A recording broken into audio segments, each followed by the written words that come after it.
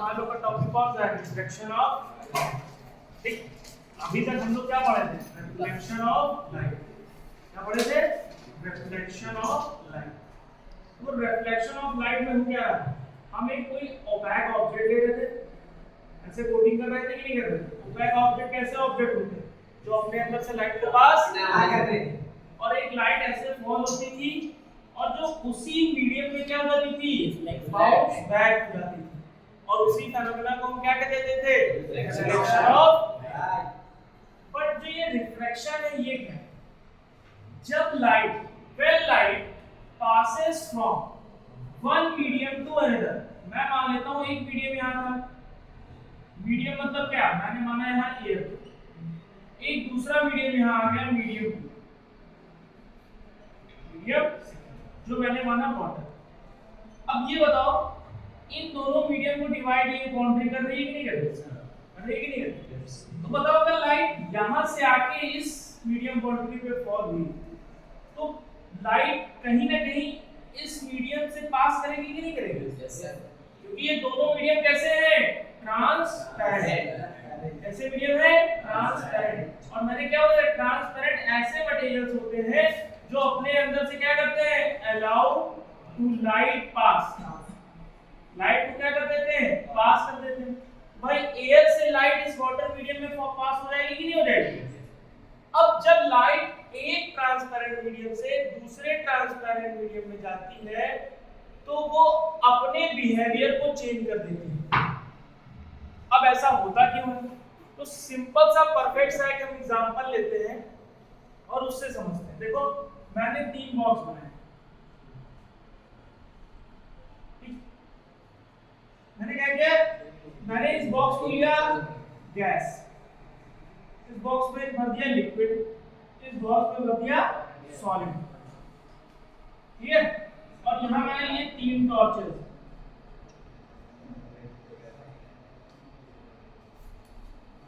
ये 3 टॉर्चेस, ठीक। अच्छा ये बताओ गैस में क्या होता है? गैस में जो पार्टिकल्स होते हैं वो कैसे होते हैं?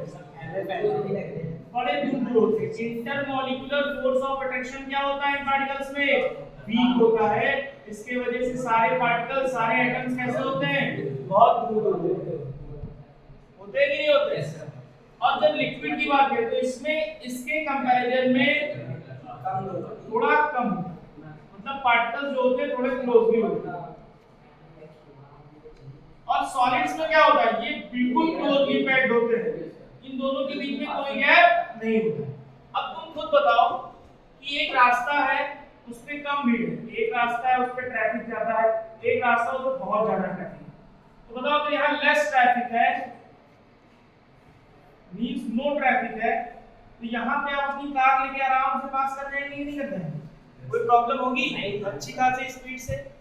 लेकिन जहाँ ट्रैफिक होगा, मीडियम ट्रैफिक होगा, भाई जब तुम कार लेके चलोगे तो इधर से कोई कार आएगी, इधर से कोई कार आएगी, तुम अपनी स्पीड को क्या करोगे? स्लो डाउन करोगे। लेकिन जब ज्यादा ट्रैफिक होगा, मोर ट्रैफिक होगा इस केस में, तो क्या होगा? आपकी लाइट, आपकी कार कैसे जाएगी? तीनों केस में क्या हो रहा है? तीनों केस में स्पीड चेंज हो रही है, और स्पीड चेंज होने के वजह से चलने का क्या चेंज हो रहा है? पैटर्न चेंज हो रहा है। ऐसे खुद सोचो, जब यहां से रे ऑफ लाइट गैस में आई होगी तो भाई यहां तो रास्ता साफ है, पार्टिकल्स दूर दूर है तो आराम से निकल गई होगी, निकल गई होगी कि नहीं होगी? मतलब स्पीड इसमें क्या है? हाई। स्पीड क्या है? हाई। अब यहाँ बात करें तो यहाँ कुछ ना कुछ ट्रैफिक है कि नहीं है? तो स्पीड हल्की क्या है? लेस है in comparison to gas. Speed क्या हल्की सी लेस है इन कंपैरिजन टू गैस। लेकिन अगर मैं सॉलिड की बात करूं तो इसमें सब क्लोजली पैक्ड है, तो ये लाइट को पास करने देंगे इजीली? नहीं करने देंगे। तो इसमें स्पीड क्या हो जाएगी? सबसे कम। क्या समझ में आ रहा है कि जब लाइट एयर से कहां जा रही है? वाटर में जा रही है। ग्लास यहां गैस से लिक्विड में जा रही है तो उसकी स्पीड क्या हो जाती है? कम हो जाती है। और जब लिक्विड से सॉलिड में जाती है तो उसकी स्पीड क्या हो जाती है? कम हो जाती है। अब अगर आप एक ग्राफ बना रहे हैं, कौन सा ग्राफ? स्पीड और टाइम का ग्राफ बना रहे हैं। अब बताइए अगर आपकी स्पीड तेज है तो आपका ग्राफ ऊपर जाएगा। Yes sir. बट अगर आप क्या हो जाए, कम हो जाए तो आपका ग्राफ डाउन हो जाएगा। मतलब जब स्पीड बढ़ती है या घटती है तो ये जो हमारा ग्राफ है ये कहीं ना कहीं बेंड कर जाता है। क्या कर जाता है? बेंड कर जाता है। तो अगर देखा जाए कि जब लाइट कहां एक मीडियम से दूसरे मीडियम में जाएगी तो भाई स्पीड का क्या होगा? चेंज होगा। क्या होगा? चेंज होगा। और अगर स्पीड चेंज होगी तो मैंने क्या बताया, लाइट क्या कर जाएगी? बेंड कर जाएगी। और इसी फेनोमेना को क्या कह देते हैं? तो रिफ्रैक्शन क्या होती है? The bending light from one medium bending of light from ray medium to when passes from one transparent medium to another transparent।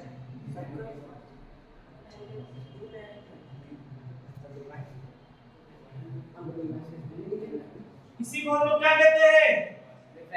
Reflection of light. अब लाइट बेंड किधर करेगी ये भी तो हमें पता करना होगा। तो सबसे पहला चीज तो समझ में आया कि ये लाइट जो है वो अपना पाथ क्यों बदल रही है? Due to difference in the speed of light. अगर दोनों मीडियम में, मीडियम फर्स्ट और मीडियम सेकेंड, अगर इन दोनों में हमारी स्पीड ऑफ लाइट कैसी होती? सेम होती तो लाइट बिना बेंड किए चली जाती।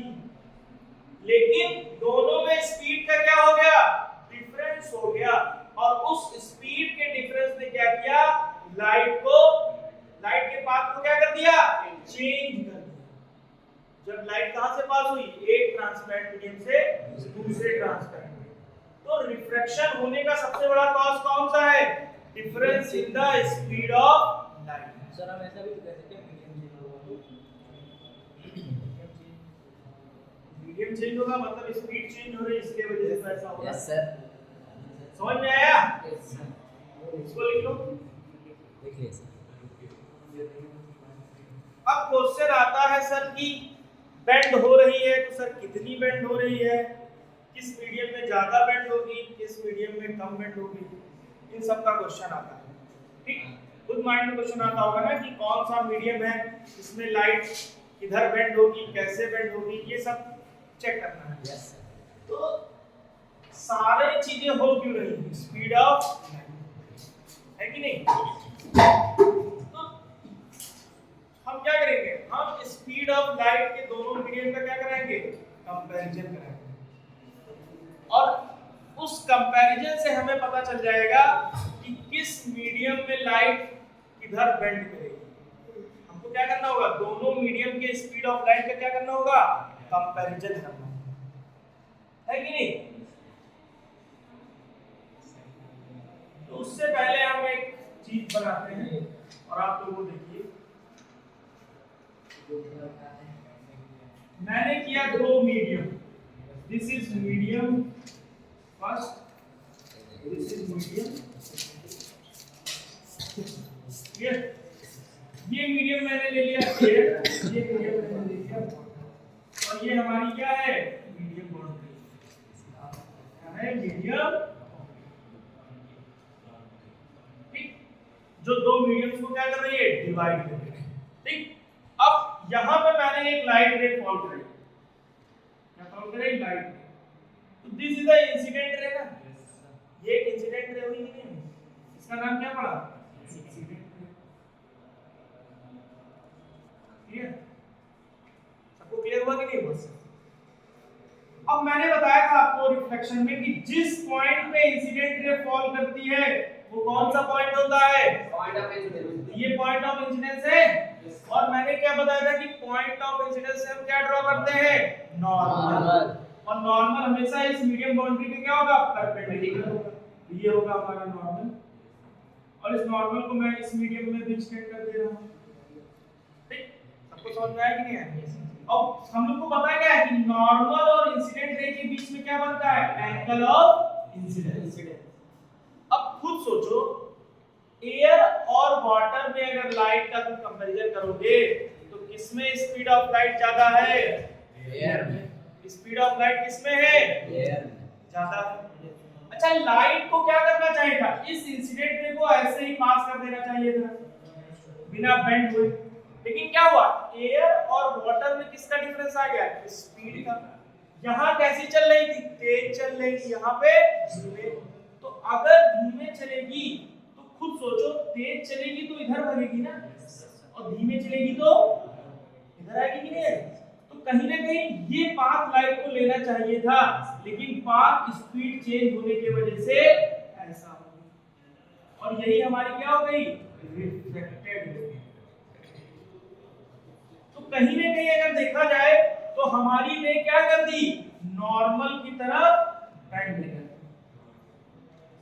दिया कि नहीं कर दिया? किधर बेंड कर दिया?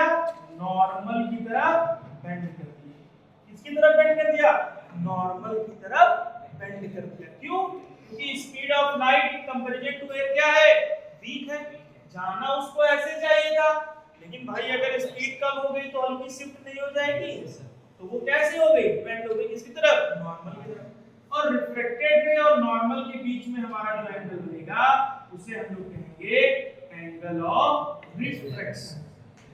अच्छा, हम लोग ने वहां लॉज ऑफ रिफ्लेक्शन में क्या पढ़ा था कि angle I is equal to angle R, but यहां तुम सोचो एंगल I एंगल R के बराबर हो पाएगा? हो ही नहीं पाएगा। हो पाएगा? नहीं हो पाएगा।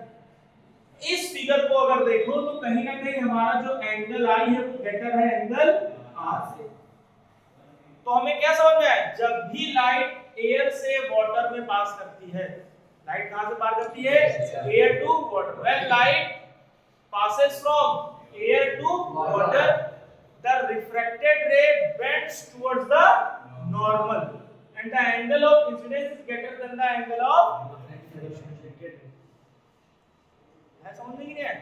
तो इस फेनोमेना को हम लोग समझ गए कि नहीं समझ गए? अब दूसरा केस ले लेते हैं। अब हम क्या करते हैं? चेंज कर देते हैं। पहला मीडियम कर देते हैं वाटर और दूसरा मीडियम कर देते हैं। ये हमारी कैसी हुई? मीडियम। आगे यहाँ पे एक इंसिडेंट रे फॉल हुई, यहाँ बनेगा पॉइंट ऑफ इंसिडेंस। यहीं से हम ड्रॉ करेंगे क्या? नॉर्मल करेंगे कि नहीं करेंगे?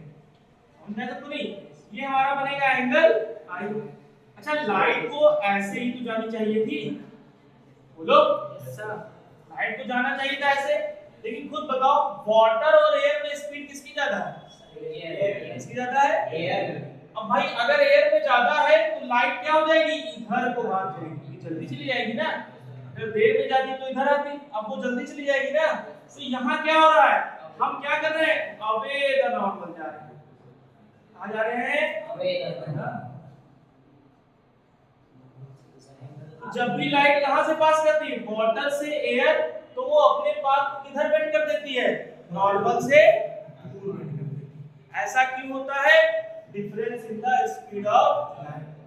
अब अगर यहां देखो तो इन दोनों के बीच में बनेगा एंगल R। ये हमारी कौन सी रे है? रिफ्लेक्टेड रे है कि नहीं? बोलो। और अगर यहां तुम फिगर में देखो तो एंगल R तो हमारा एंगल I के, तो जब भी एंगल I हमारा एंगल R के बड़ा होगा, मतलब हम लाइट कहां से पास करा रहे हैं? एयर से वाटर।